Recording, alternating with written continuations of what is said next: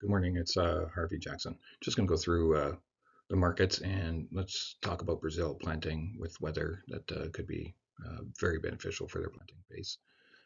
Just first off, palm reverses losses due to strong crude oil. You can see here that the market actually is still in the green here, so it seems to be the leader in the veg oil complex.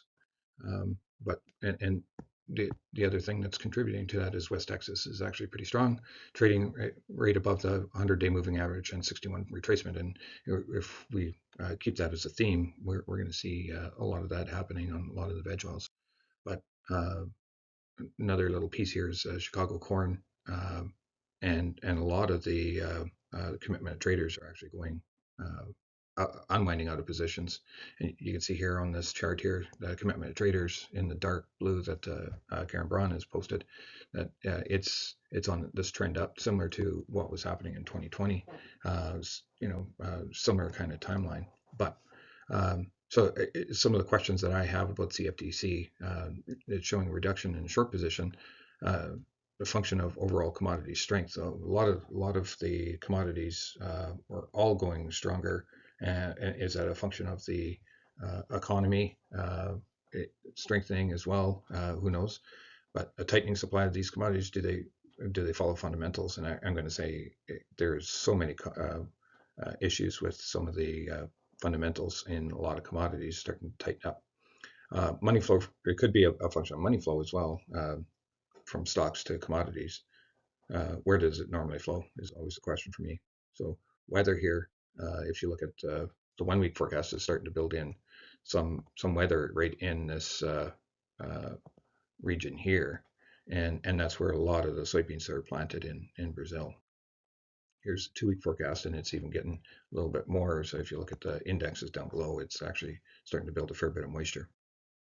Of course, the growing regions, just where they are for Brazil. And what I want to point out here is your length of time for planting, and it goes all the way into December. It's probably more ideal October to November, as it shows in this kind of a chart that I used the other day. So if you look at your timeline, you've got until October basically to be able to plant in this window. But it looks like we're gonna be speeding up some planting here very quickly. So oil, or how the market is trading here, canola is up a buck and a half. Rapeseed is up a little bit. Soybean oil, palm oil, and crude oil all up, and that could be just a function of crude oil and veg oil complex as well. Wheats are down, and even soybeans down as well. So here's your canola following this steep trend line. So the next hurdle that I would say is the 200-day moving average and the 61.8. So you need to trade above that 625 as a range. Here's just a 3 month comparison of how these commodities are trading against other baskets, and you can see canola is in this range here, along with the Euro rapeseed. So in this 3 month timeline, it looks identical. And you can see, even in some of the other communication I've had, it seems like we're trading above that 100-day or $100 differential. Soybean oil is lagging behind, but it's actually given us support. And you've got your palm oil that's actually increased by 11 some percent. And Chinese rapeseed is a bit of a doesn't trade very cleanly, but it is actually up that 7.5% as well.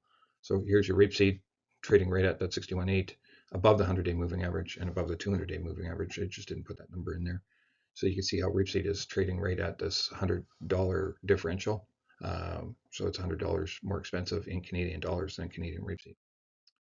Here's your soybean oil still trending above that trend line, 61.8, and at that 200-day moving average as well.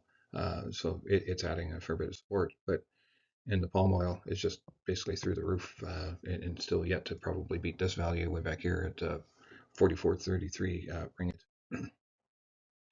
Soybeans, on the other hand, has broken through this downward side of the channel and trading at the 100-day moving average right now.